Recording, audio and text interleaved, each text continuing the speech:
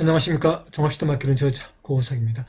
이번 시간에는 이 천축참호보 14번째 시간이 되겠습니다. 그래서 자, 이번 시간에는 이렇게 아우가 되겠습니다. 그래서 자, 이렇게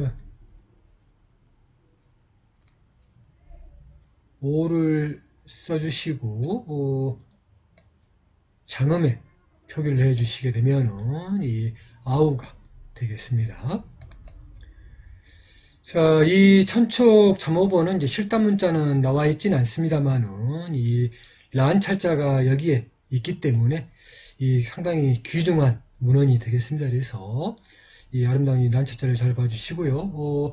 실감자나 이 란찰자의 이제 글자를 정확하게 보기 위해서 여기에 있는 이제 글자들과 또 연관이 되어 있는 이 티입의 문자를 활용을 한 겁니다. 티입의 문자가 아무래도 이 버머를 표기하는데 상당히 좋습니다. 그래서 이 티입의 음가로 기준을 잡아놓고 또 여기 그 기존에 있는 란찰자를 표기해주고 또 그 당시에 청나라 때에 또 활용이 되는 이 만주 문자와 또 몽골 문자, 특히 몽골 문자는 이 버머를 나타내기 위한 또 새로운 문자인 알리갈리 기법으로 이렇게 쓰여 있는 게 특징입니다. 그래서 특히 알리갈리 기법으로 써져 있는 수많은 문헌들을 보면은 그 필체의 아름다움을 이루 말할 수가 없습니다. 그래서 우리 시청자 여러분들께서도 이 알리갈리 기법에 좀 더 관심을 가져주시고요. 또 알리갈리 기법으로 적어져 있는 이 대장전주에 또 우리가 주목할 수 없는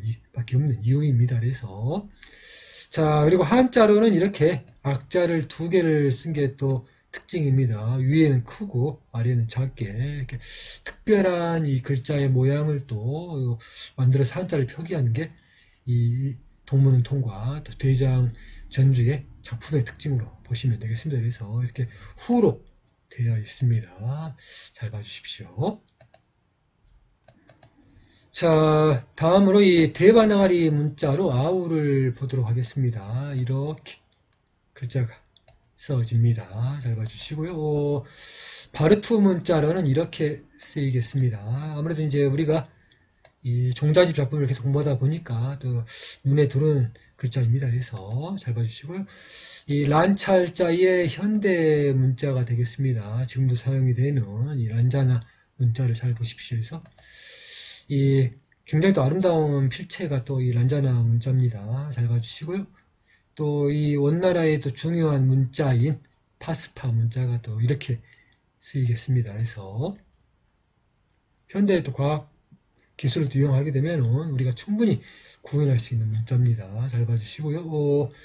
송나라의 문헌에서 나오는 천축자원의 글자체가 되겠습니다. 아우를 이렇게 표기했습니다. 그래서 이 천축자원이라는 책은 있지만 천축자원에 있는 글자체를 아직 우리가 이제 사용할 수 있는 컴퓨터의 글자체로 만들어주지는 않았습니다. 그래서 좀 구현하기가 좀 어렵긴 해도 또 관심을 가져주시면은 이 천축자원의 그런 이 문헌들을 보고 또 연구를 할 수가 있는 것입니다. 이 자모의 그런 이제 그 문자의 그런 조합의 원리를 설명한 책이라고 보시면 되겠습니다. 그래서 우리가 이제 흔하게 볼 수 있는 실담 자기와는 상당히 좀 더 많은 이 글자를 조합해주는 법칙이 있습니다. 실담자기 같은 경우는 단순하게 자모만 나열해주는 그런 책이라 치면은 이 천축자원은 실제로 이제 글자가 조합이 되는 그 원리들을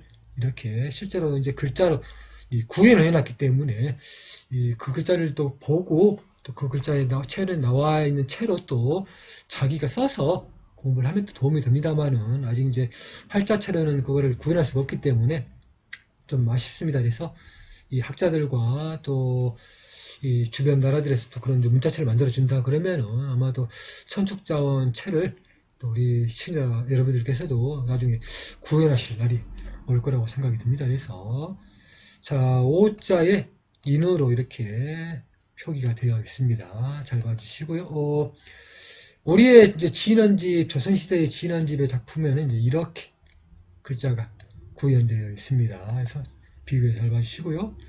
한자로는 이렇게 오자에다가 이제 앞에 입구자를 써서 아마 발음은 이렇게 오의 발음이 가깝게 되지 않을까 한자의 발음이 생각이 듭니다. 그래서 아우를 이렇게 표현을 했고요. 입성으로 되어 있는 게 특징입니다. 그래서 이렇게 와로 되어 있습니다. 그래서 진원집에 표기되어 있는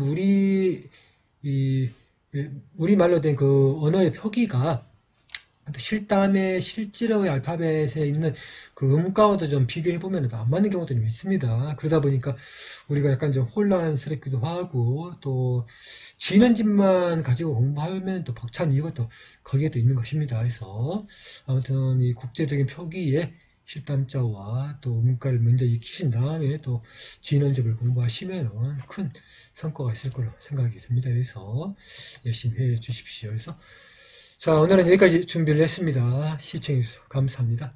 다음 시간에 또 뵙도록 하겠습니다.